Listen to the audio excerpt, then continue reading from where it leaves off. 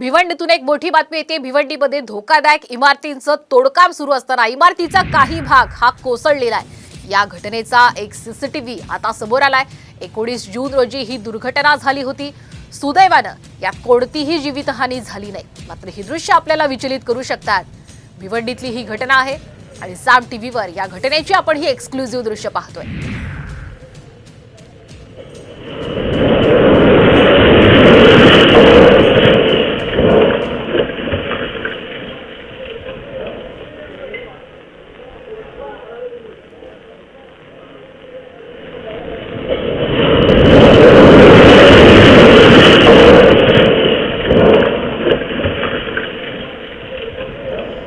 भिवंडीमध्ये आपण पाहतोय कशा पद्धतीनं धोकादायक इमारतीचं तोडकाम हे सुरू होतं।